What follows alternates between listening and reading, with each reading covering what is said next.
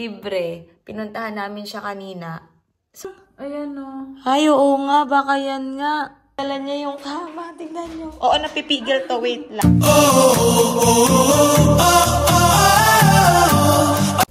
Hello, guys. Hello. Naantay namin ni Elaine. Ihahatid daw yung kama na libre. Libre. Pinuntahan namin siya kanina. So, dapat bubuhatin lang namin siya. Tapos, sabi nung may-ari nung kama, do you have car? Sabi namin ni Elaine, we don't have car. Tapos, chinek ni Elaine kung kaya niyang buhatin. Hindi niya kayang buhatin. Tapos, ngayon sabi, ano address niya, i-deliver na lang namin. Yung hiningi mo na nga lang, dineliver pa sa'yo. Dapat tinanong natin kung may charge yung deliver. Baka mamaya may charge yung gas. Tapos patulog kami ni Elaine kasi parehas kaming inaanto kanina kasi nagpunta kami sa store kasi meron kaming in-applyan na parang as card siya para sa pag namimili kami. Meron kaming discount card, parang advantage card, points, ganun. Gulo ng buko kasi natutulog ako tapos umisigaw na si Elaine na di-deliver nga daw yung sasakyan. So, inaantabayanan ko siya dito sa window ko kasi dito kita yung papunta dito sa amin, sa apartment namin. Hindi ba kaya sa shortcut dadaan? Kita pa rin dito? Huh? Kita pa rin dito, no? Pag sa shortcut, no? So, ayan kasi, yan yung road na daanan ng mga sasakyan na papunta yan sa amin. So, kita yan dyan kapag nandyan na yung sasakyan. Hala, ano kaya sasakyan nun? Kasya kaya? Gagi. Saan? Ayan o. Ay, oo nga. Baka yan nga. Pag yan tumigil dito sa harap, yan nga yun. Hala, tignan natin, guys. Tignan natin, guys, kung yun na yung kama. Wala pa naman. Ay, oo nga, ayan na. Andyan na sila, guys. Hala, ayan na yung kama. Tignan nyo. Ang taray. Yun yung kamang ibibigay sa amin. Yan. Lang namin ni Elaine kasi magbubuhat kami ng kama. Dad, nandito na yung kama. Wait lang, guys. Hindi ko kayo masyado ibibidyo kasi ayaw talaga nila. Minsan yung binibidyo sila.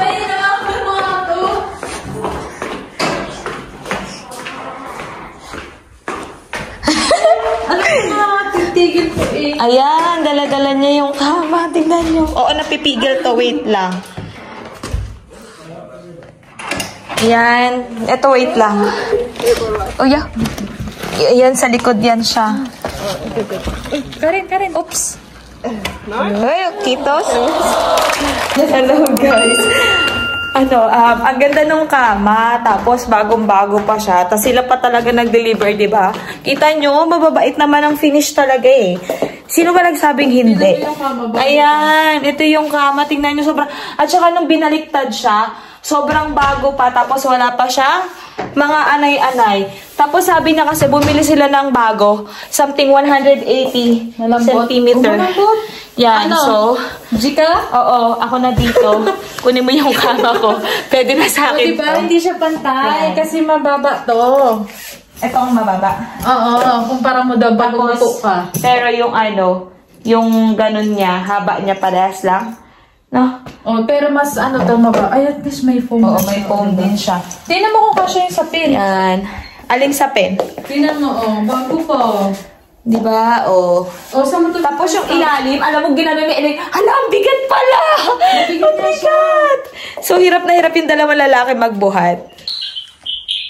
Yan, guys. Ito na yung kamang nakuha ni Elaine na libre sa Facebook page ng mga buy and sell ng Collary. So, ayan, bagong-bago pa siya, nakakatuwa. O, diba?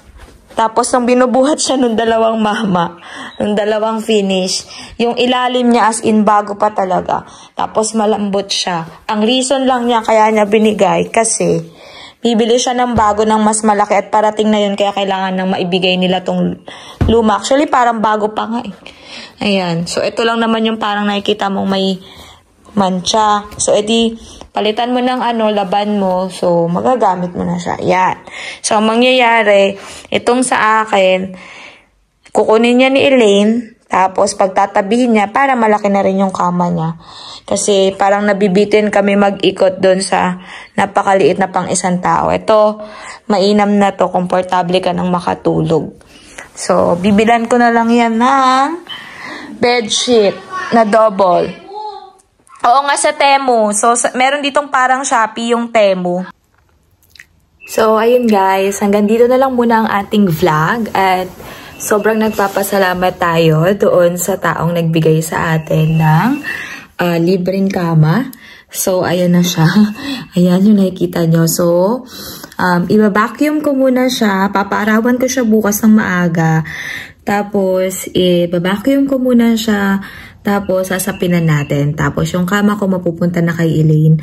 So, dito kasi sa Finland, parang sa ibang bansa din, no? Kapag ayaw na nila ng gamit, it's either itatapon nila or pamimigay nila or iwan lang nila sa labas sila.